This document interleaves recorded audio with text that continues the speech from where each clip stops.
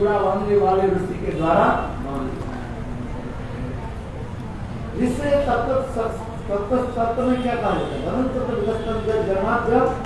ब्रह्मेति परमात्मी भगवान की सप्तति, एक ही भगवान तीन रूप में प्रकाशित हो रहे हैं।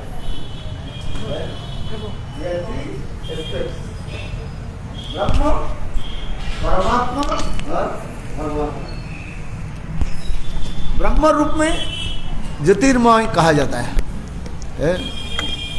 जिनकी अंग कांति के द्वारा अनंत कोटि विश्व ब्रह्मांड भी प्रकाशित होते हैं। जस् प्रभा प्रभुतो जगदंड कोटि कोटिषु अशेषा वसुधादि भिन्नम तद ब्रह्म निष्कल्म अनंत स्वरूप, ये सब वर्णन है।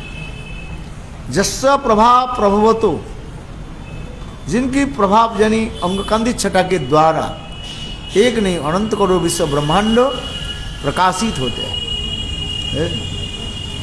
वही परब्रह्म भगवान आज कैसे न बाल गोपाल के रूप में प्रकाशित हो रहे हैं, अथवा लोक लीला के भांति मनुष्य के भांति प्रकाश होते जा रहे हैं।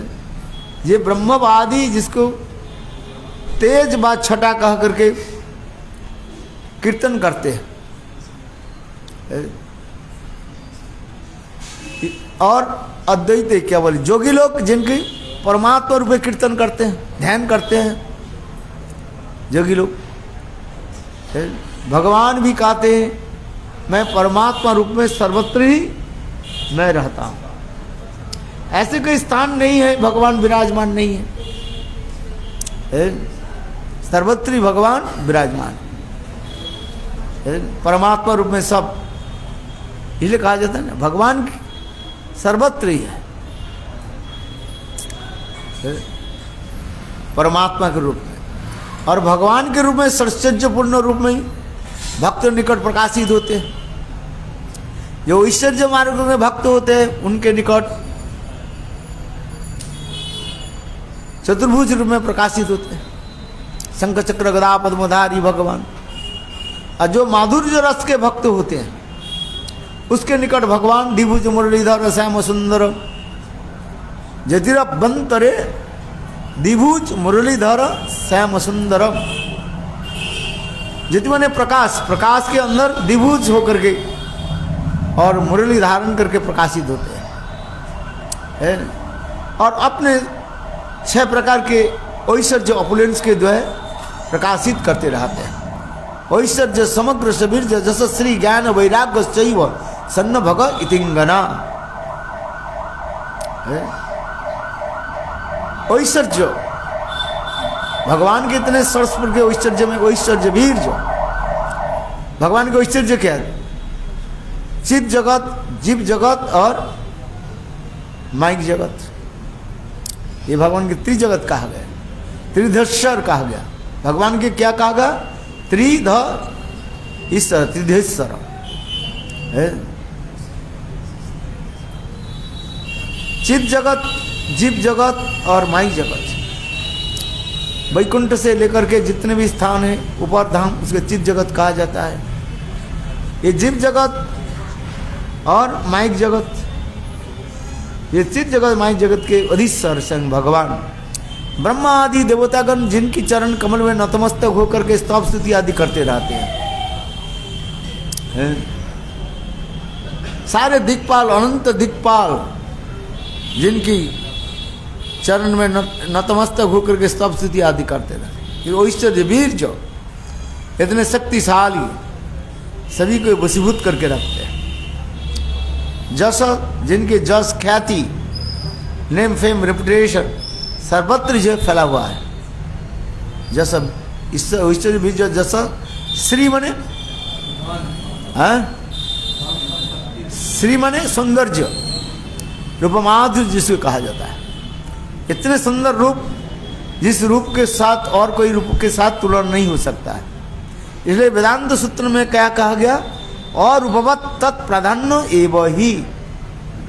और रूपवत माने उनके रूप के साथ कोई रूप के साथ तुलना नहीं होगा।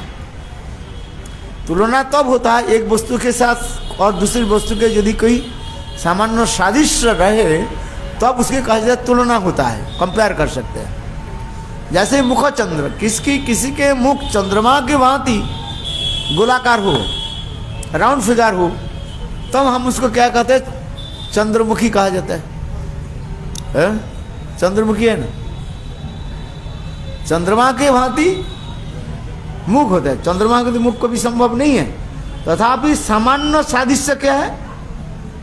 राउंड फिगर होने के नाते चंद्रमुखी कहा जाता है। चंद्रमा शीतल देते हैं, किसी के मुख शीतल देता है।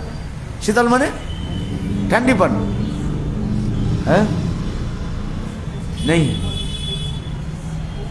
है। चंद्रमा चंदना शीतला लोके है। चंदन और चंद्रमा लोग को क्या देता है? शीतल देता है। शीतल माने ठंडा देता है। अभी ठंडे में चंदन लगा दे तो सर्दी आ जाएगा आएगा कि नहीं? चंदन कब लगाया जाता है? गर्मियों में है, चंदन यात्रा होता है उस समय। किंतु अभी ठंडी पड़ गया, कोई चंदन लगाए तो क्या सर्दी आ जाएगा है जी। क्यों? मैं किसने कह रहा था? चंद्रमा की दो गुण, विशेष गुण बता रहे हैं। एक गोलाकृति है, राउंड फिगर, और दूसरी शीतलता प्रदान करते हैं। किंतु किसी के मुख सामान्य रूप में सादृश्य होता है, गोलाकृति है, राउंड फिगर होने के नाते उसका हम क्या कहते हैं? चंद्रमुखी कहते हैं। सूर्यमुखी सूर्य के भांति किसी को मुख थोड़ी होता है। सूर्य तेज देने वाले हैं है? तथापि कहा जाता है चंद्रमुखी। क्या बोलते हैं? सूर्यमुखी तुम कौन सा मुखी है? कोई भी नहीं बता रहे हो चंद्रमुखी, सूर्यमुखी, इसके बाद ज्वालामुखी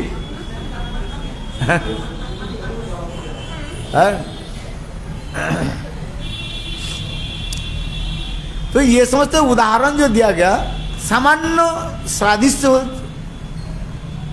उदाहरण दिया जाए, किंतु भगवान के साथ किसी उद्देश्य संभव नहीं है।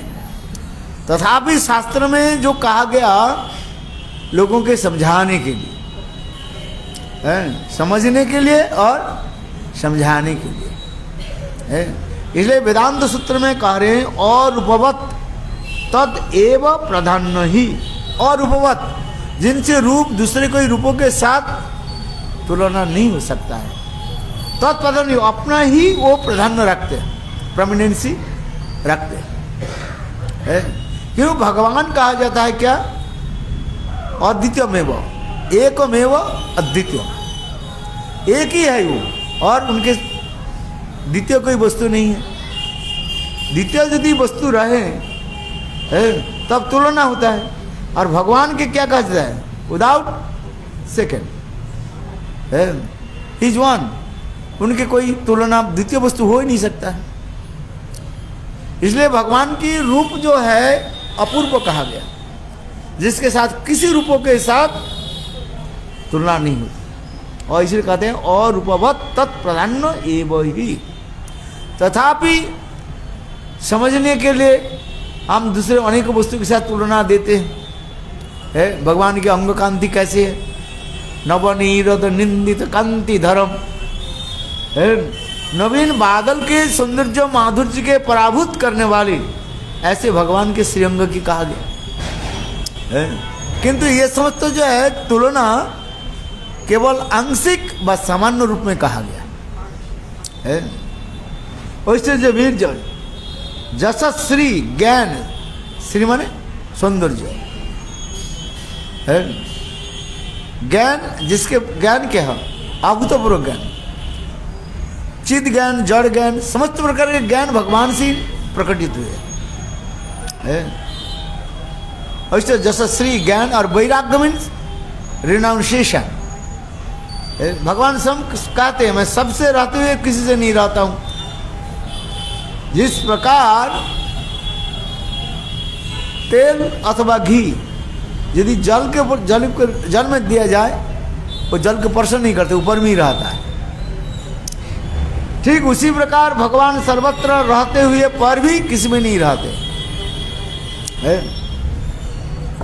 चलो मैं इसलिए कह रहा था कि भगवान कृष्ण में ये विशेष वैशिष्ट्य दिखा रहे हैं।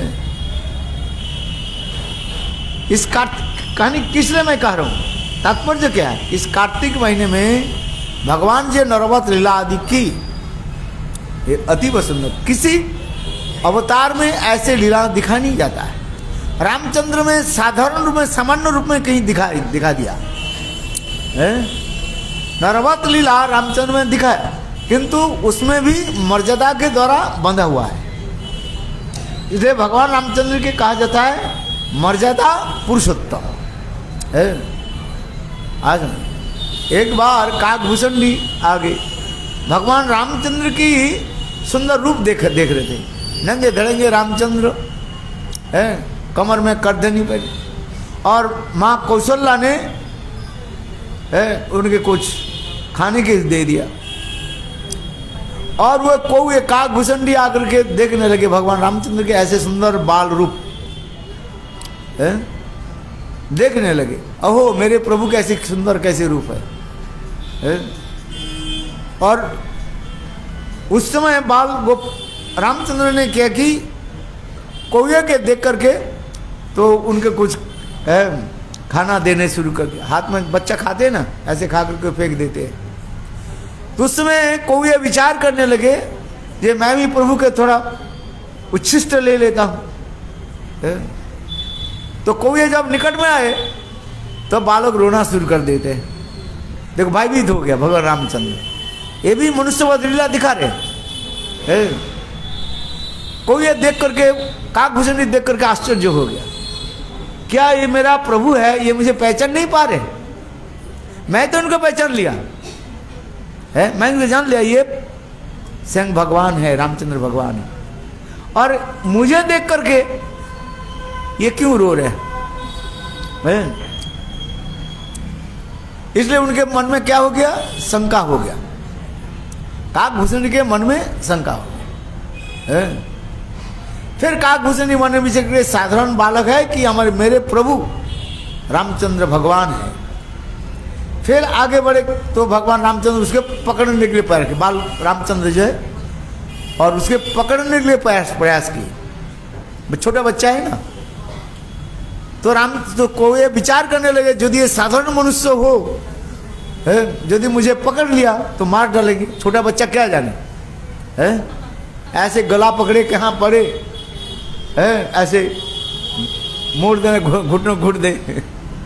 इसलिए देखो वो काकभूषणी क्या की भागने लगे, और उसको देखते हुए फिर रामचंद्र बोले अरे मैं तुम्हारे प्रभु हूं, मेरे प्रति तुम क्या कर रहे हो? संदेह प्रकाश कर रहे हो। तो काकभूषणी भागने लगे, और उसके पीछे पीछे भगवान रामचंद्र भी, बाल रामचंद्र भी अपने हाथ को ऐसे पीछे पीछे दौड़ने लगे हैं।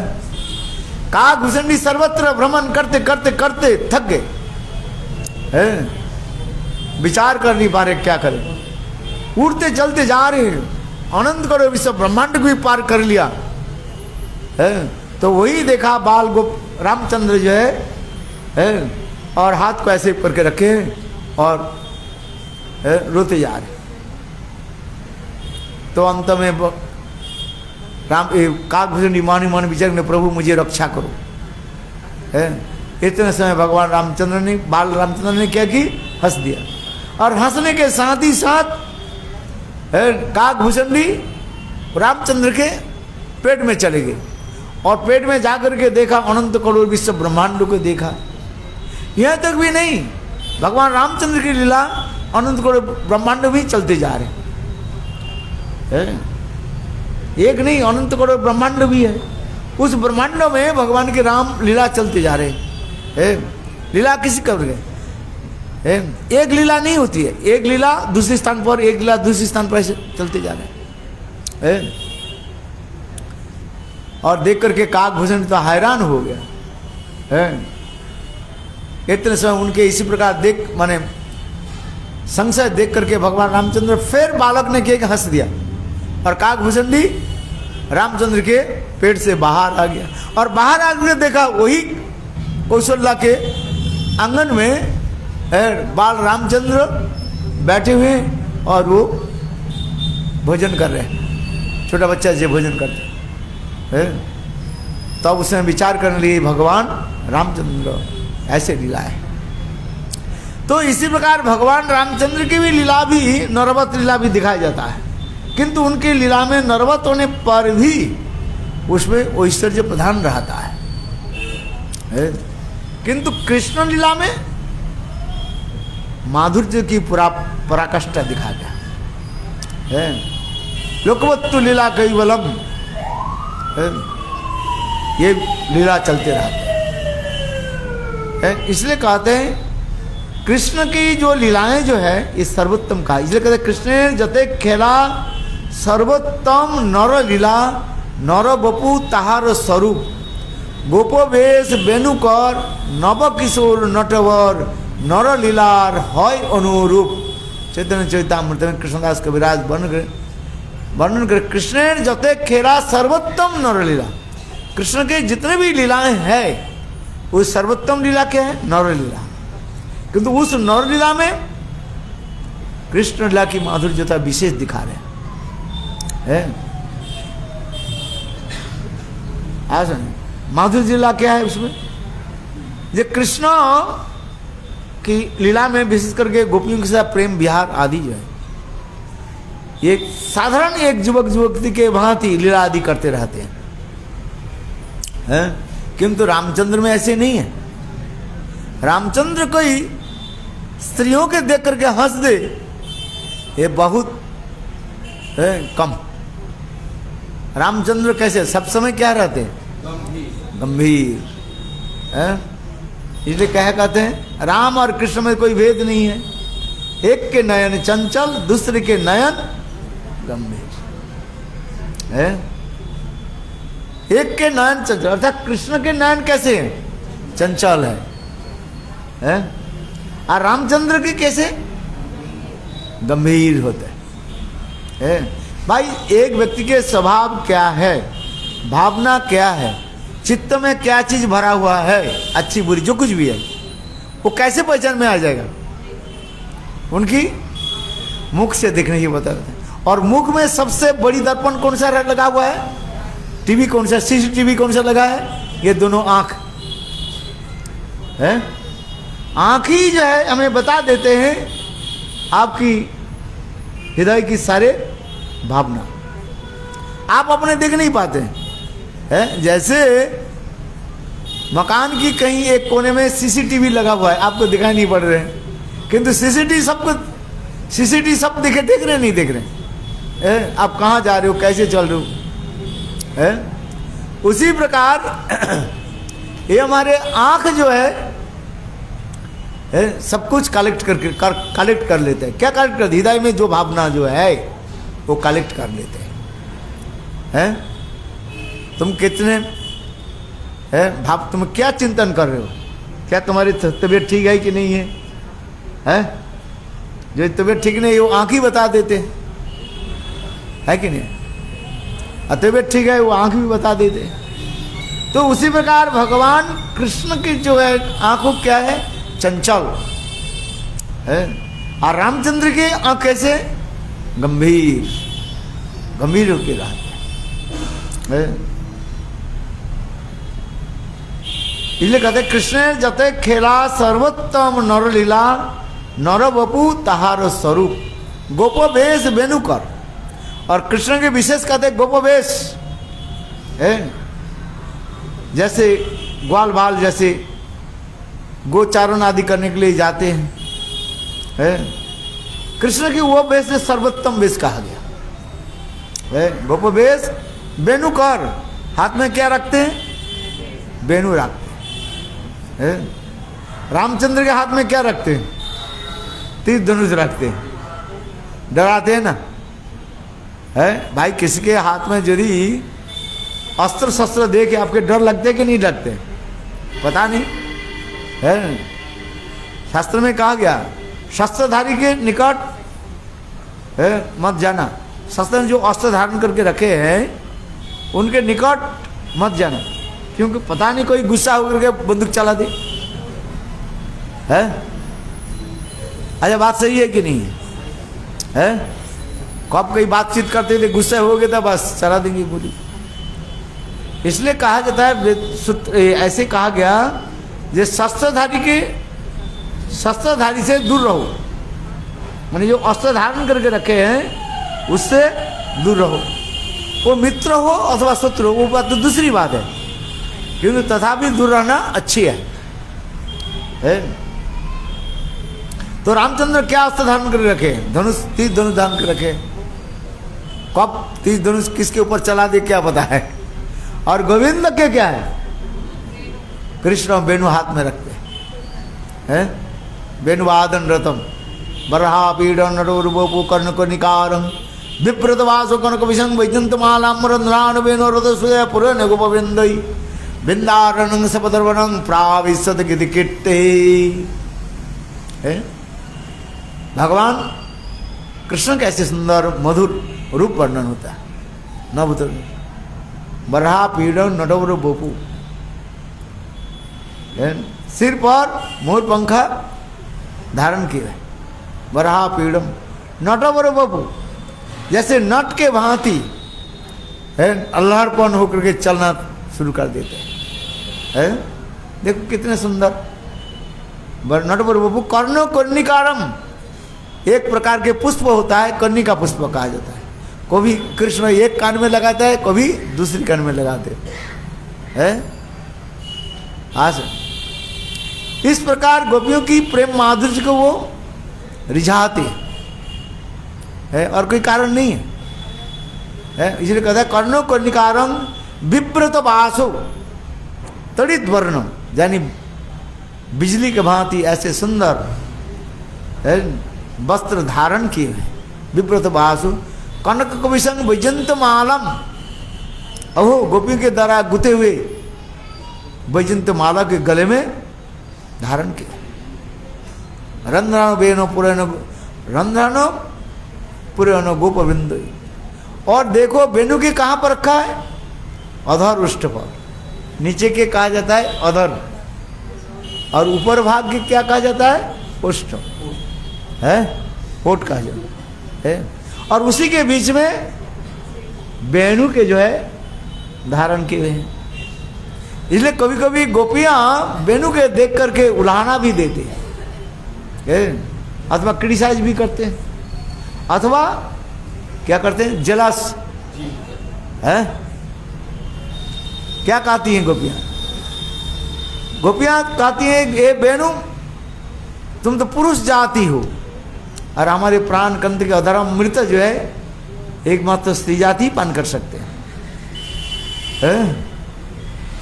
तुम हमारे प्राण कंठ के यानी गोविंद के होठ पर कैसे विराजमान हो?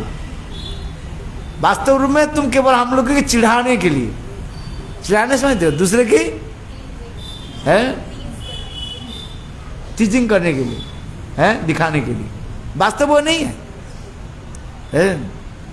इसलिए तुम तो केवल उसी। और दूसरी बात, तुम शुष्क काष्ठखंड मात्र है। बंसी क्या है? शुष्क काष्ठखंड तो ही है, बांस के तो टुकड़े है, वो भी अंदर में कुछ भी नहीं है। अंदर में क्या है? खाली है। इसलिए कहता है बंसी तुम तो केवल दिखाने वाली हो बस, अथवा तुम बहुत ढीठ हो। क्या कहते हो? हे गोपियों, तुम्हारे जो प्राण कांत के जो अधर देखो, आप मैं पान कर रहा हूं, किंतु वास्तव रूप में बंसी बा मुरली कृष्ण के अधामृत पान नहीं कर सकते। गोपियां कहते हैं केवल बात दिखाने के लिए है। जैसे हाथी के 2 दांत होता है ना, वो क्या किस लिए होता है? दिखाने के लिए, काम का थोड़ी है। दांत होता है सप्त वस्तु के चिबाने के लिए, खाने के लिए। हाथी वो दांत के द्वारा क्या करते? ना खाते हैं, ना चिबाते हैं, ना कुछ करता है। तो उसी प्रकार मानो गोपियां कह रही है, अरे बंसी तू बड़े ढीठ हो, है ना तुम हमारे प्राणाकांत के अधर्म पान कर सकते हो, ना कुछ कर सकते, केवल दिखाने के लिए मात्र है? क्यों तुम पुरुष जाति हो? बेनू बा वंशी इसके पुरुष जाति में ले आया जाता है। पुरुषों के अधिकार नहीं है गोविंद के अधर्म पान करे। अथवा गोपियां कभी कभी भाव दशा में अत्यंत दैन्य होकर के कहते हैं, क्योंकि प्रेम राज्य में दो वस्तु हो जाता है एक ही साथ में। एक होता है क्या, ईर्षा, और दूसरी के साथ क्या होता है, दैन्य। ये दोनों एक साथ में नहीं हो सकता, किंतु प्रेम राज्य में ईर्षा भी हो रहे हैं और साथ ही साथ क्या है, दैन्य भी हो जाता है। हाँ सुन, गोपियां क्या कर रही हैं, देखो वंशी तुम्हारे कैसे सौभाग्य हो, तुम्हारे भांति सौभाग्य किसके है? गोविंद तुमको क्या करते हैं, अपने अधर में स्थापन करते हैं।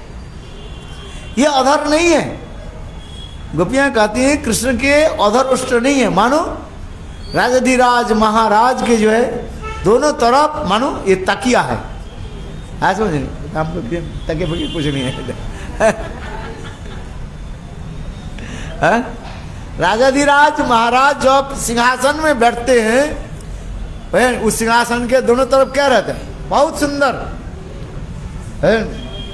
कोमल और अनेक प्रकार रत्न जड़ित तकिया को रखा जाता है।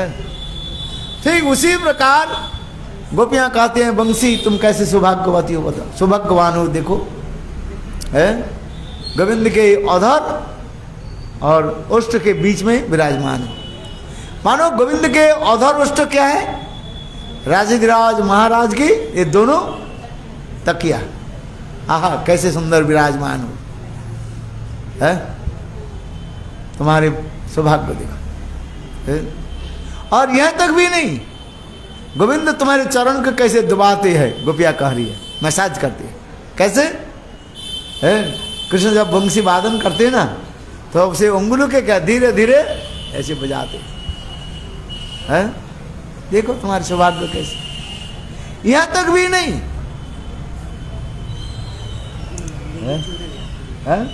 अच्छा अच्छा बहुत अच्छा।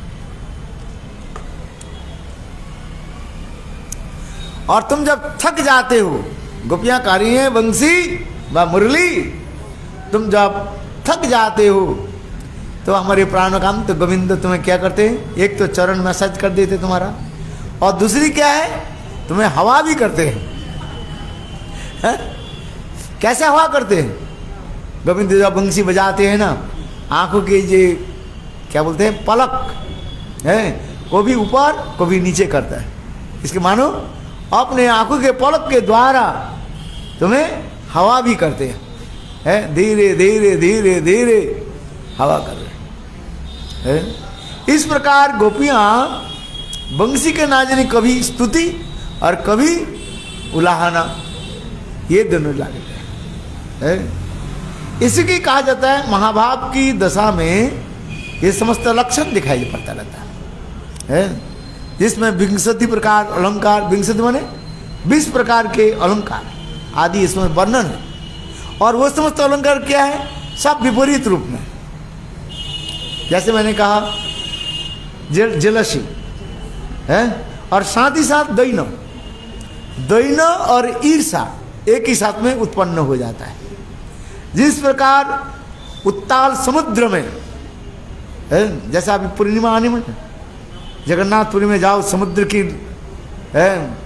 इतने विशाल रूप धारण, कराल रूप धारण कर लेते हैं। अमावस्या और पूर्णिमा में समुद्र क्या करता है, विकट रूप धारण कर लेते हैं।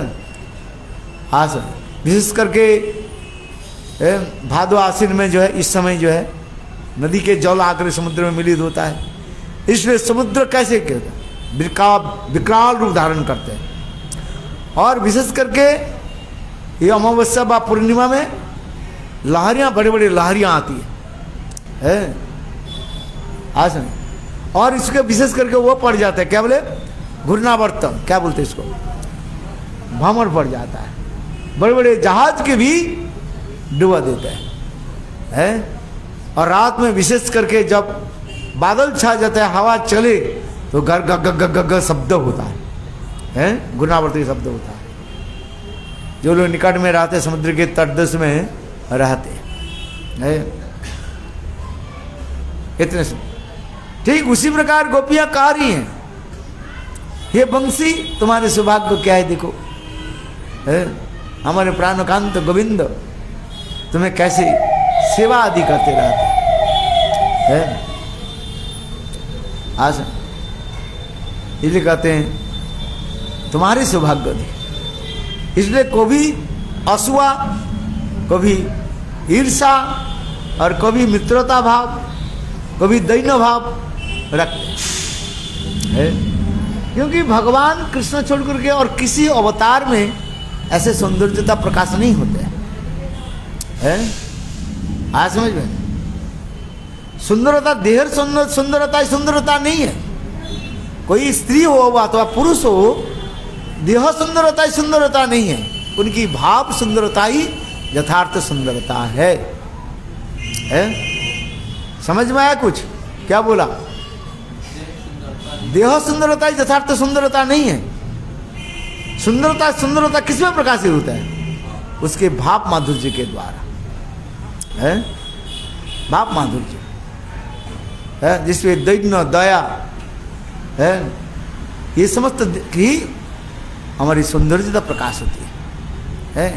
कोई देखने में सुंदरी है, पुतना तो सुंदरी वेश बना ली है कि नहीं? उस दिन काल कहा था ना, परसों दिन कहा था, है पुतना कैसे सुंदरी वेश बना ली, किंतु उसके हृदय में क्या रखा है? कालकुट सांप के विष रखा है। सर पर कालकुट विष जो है अपने स्तन में लगा करके रखे, और कृष्ण को मारने के लिए है, और ऊपर से तो अनेक सुंदर अलंकार पहन लिया। वो सुंदरता नहीं है। इसलिए हमारे आचार्य पाद कहते हैं सुंदरता उसी की कहा जाता है जिसमें भाव रूपी अलंकार सुंदर हो। जैसे हम लोग कीर्तन करते हैं, नाना विध अलंकार करे करे झलमल, हरि मन विमोहन बदन उज्जवल, विशाखादि सखी गण नाना रागे गाय, प्रिय नर्म सखी जत चामर डुलाय। है कितना सुंदर भक्तों ठाकुर कैसे भाव अलंकार के व्यक्त करें। नाना विध अलंकार करे झलमल, नाना विध अलंकार। राधा हम जो आरती करते हैं, संध्या आरती करते हैं, उसमें एक होता है भाव अलंकार, नाना विध अलंकार। हा भाव हेला किलकिंचित विकोप, ये समझते क्या भाव अलंकार कैसे प्रकाशित हो। नाना विध अलंकार करे झलमल, वह देह कांति आदि के द्वारा देह कांति में आकर के मानो इंटॉक्सिकेटेड करा देते हैं। हरि मनो विमोहन, हरि के मन की भी विशेष रूप में मथित कर देता है। इसलिए कहता है हरि मनो विमोहन बदन उज्जवल है। और राधा जी के बदन कैसे इतने सुंदर भाव अलंकार के द्वारा है। आज समझिए, वर्तमान काल में तो चलो कि देखने में सुंदर नहीं हो, ब्यूटी पार्लर में आकर के सुंदरी बना देते हैं, किंतु उस समय तो ऐसे नहीं है। देखने में सुंदर कैसे, नाना विध अलंकार करे झलमल, हरि मन विमोहन बदन उज्जवल, विशाखादि सखी गण नाना रागे गाय, प्रिय नर्म सखी जत चामर डोलाय। भक्तिविनोद ठाकुर ये भाव वर्णन करते जा रहे हैं। मेरे कहने की तात्पर्य है, ये कृष्ण के ऐसे सुंदर जो रूप माधुर्य, गुण माधुर्य, लीला माधुर्य, प्रेम माधुर्य है, वेणु माधुर्य प्रकाश हो रहा है, किसी अवतार में ऐसे नहीं है। रूप के इतने सुंदर जो है, जे रूपेर छटा त्रिभुवन, जे रूपेर एक कौन त्रिभुवन डुबाए। चैतन्य चैतामृत वर्णन, भगवान कृष्ण के इतने सुंदर रूप जो है, अनंत करोड़ विश्व ब्रह्मांड के रूप के भी है पराभूत कर देते। जिसलिए कहते हैं जे रूपेर एक कौन त्रिभुवन डुबाए है। कृष्ण के ऐसे सुंदर, रामचंद्र में ऐसे नहीं है। वो रूप क्या है? अलंकार, भाव अलंकार आदि है। इसलिए कह रहे कृष्ण जत खेला सर्वोत्तम नरलीला, नर बपू ताहार स्वरूप गोपवेश बेनुकर नवकिशोर नटवर नर लीलार है अनुरूप। कृष्ण के जितने भी ब्रज की जितने लीलाएं हैं इतने मधुर है, और कृष्ण के अंग कांति हाव भाव कर दी इतने मधुर है, और दूसरे कोई किसी के साथ तुलना नहीं हो सकता है। और सब लीला के नरवत लीला, दूसरी क्या दाम बंधन लीला में देखिए है, माँ जसोदा दधि मंथन कर रही है, जानी कहानी च गीतानी तद बालक चरितानी दधि निर्मंथन समय, जानी कहानी च गीतानी तद बालक चरितानी।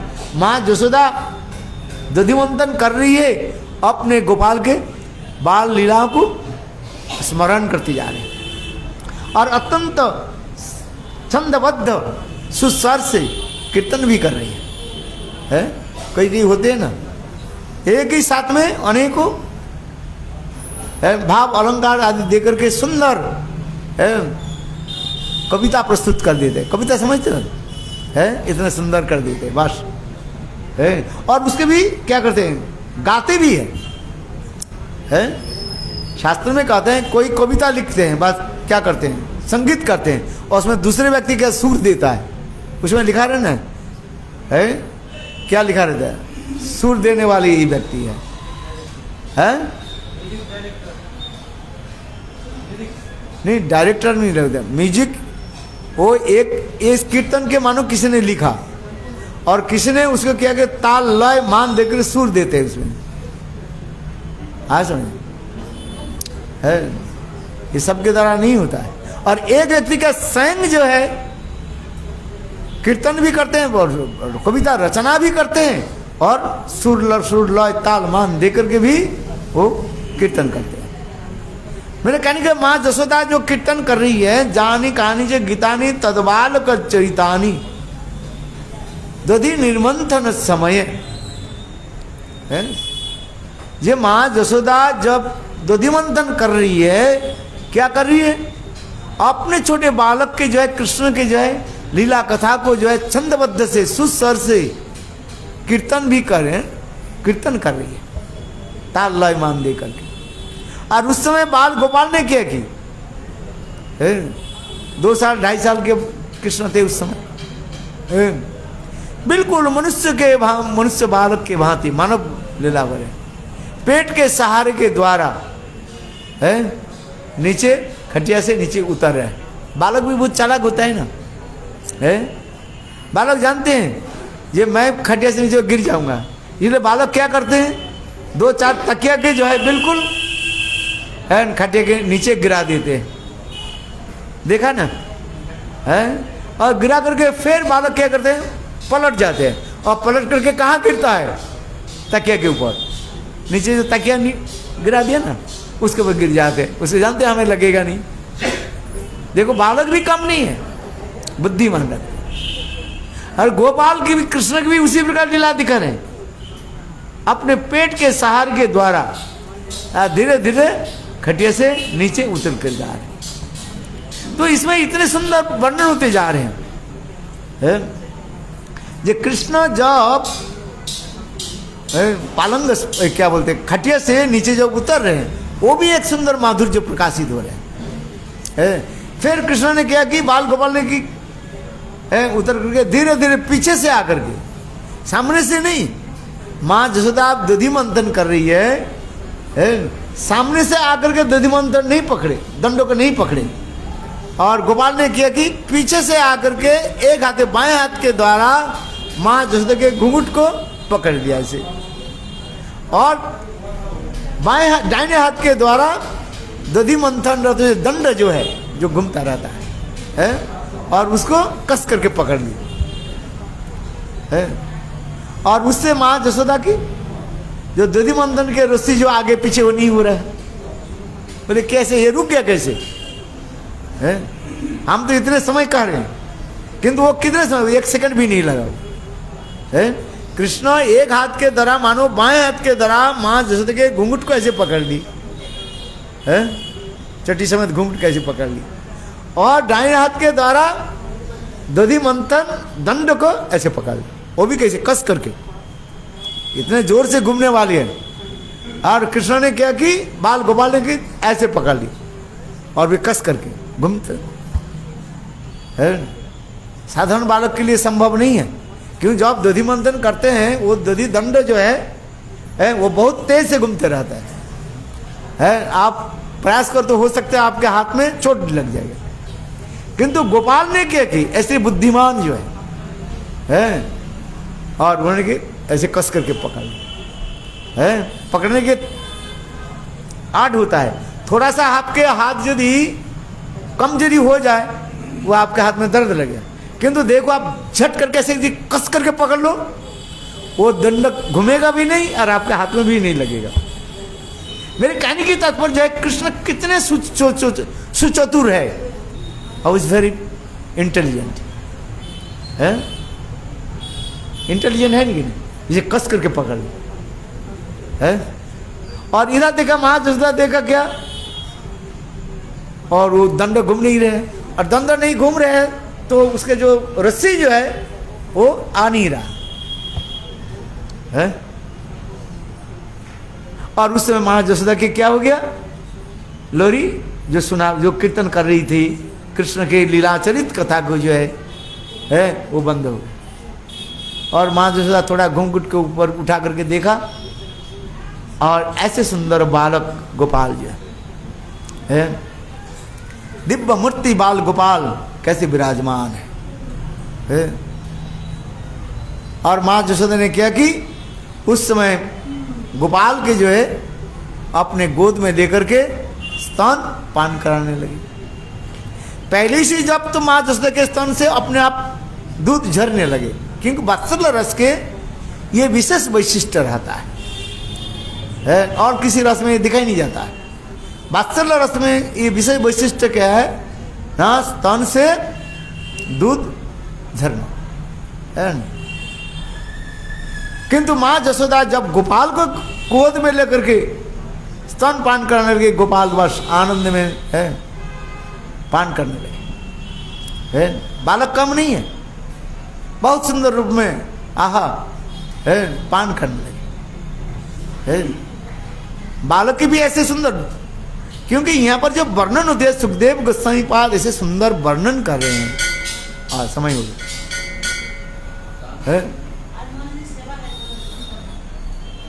इसलिए गोपाल के इतने सुंदर रूप से वर्णन होते जा रहे हैं। जब गोपाल जब दूध पान कर बिल्कुल साधारण बालक के भांति, जैसे साधारण बालक जैसे मातृ स्तन पान करते हैं ठीक उसी प्रकार गोपाल दोनों हाथों के द्वारा माँ जसोदा के स्तन को जो है पकड़े हुए और बिल्कुल जैसे पान करते जा रहे हैं जैसे आनंद विभोर में डूबे हुए।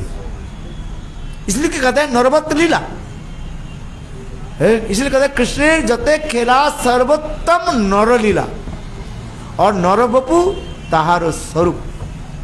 को भी देखा बालक के ये मातृ स्तन पान करते हुए देखा नहीं है। और ठीक उसी प्रकार मानो कृष्ण मातृ स्तन पान कर माँ जसोदा के और फिर पुनः माँ जसोदा दधि मंथन करना शुरू कर दिया है। देखो कैसे सुंदर होते जा रहे। और इधर क्या हो रहे, ओवन में चूल्हे में जो दूध गर्म हो रहा था वो दूध भी विचार करने लगे, दिखता मेरा जीवन। कृष्ण के पेट है इतना विशाल है वो कभी पूर्ण नहीं होगा। नदी के जितने भी जल समुद्र में आ जाए समुद्र पूरा हो जाए, समुद्र ही समुद्र रहता है। इसलिए कृष्ण के पेट इतना विशाल है, माँ जसोदा के जितने भी स्तन पान करते वो कभी पेट उसके पूरा नहीं होगा। और माँ जसोदा के स्तन में इतने दूध है वो कभी बंद भी नहीं होगा है। समस्त दूधों की उत्स क्या है माँ जसोदा की स्तन तो है। तो ये समस्त वर्णन होते जा रहे हैं। तो मेरे कहने की तात्पर्य है, देखो ये कृष्ण के ये समस्त बाल लीला से लेकर के उनके जितने भी लीला सबको वात्सल्य माधुर्य सब लीला नरवत लीला होती जा रहे हैं। है? और सब ऐश्वर्य भरा हुआ है, किंतु तथापि वो ऐश्वर्य माधुर्य जी के द्वारा श्रीमंडित है, ढका हुआ है। आगे की कथा काल वर्णन करेंगे। ये क्यों एक कार्तिक महीने में ये हम जो दामोदर अष्टकम पाठ करते हुए बा श्रवण करते हैं, इसका तात्पर्य क्या है? और महीने में तो है थी कृष्ण केवल इस कार्तिक महीने में महादशरथ के स्तन पान किया, और महीने में स्तन नहीं पान किया? बोले हाँ पान तो किया, किंतु कार्तिक महीने में जो बाल गोपाल के जो रूप वर्णन होते जा रहे हैं वो अभूतपूर्व अद्वितीय लीलाओं की एक विशेष वैशिष्ट अधिकार है। इसलिए कहते कृष्ण जते खेला सर्वोत्तम नर लीला, और नर बपु तहार स्वरूप गुरु प्रेमानंदे। जय जय श्री राम। हाँ?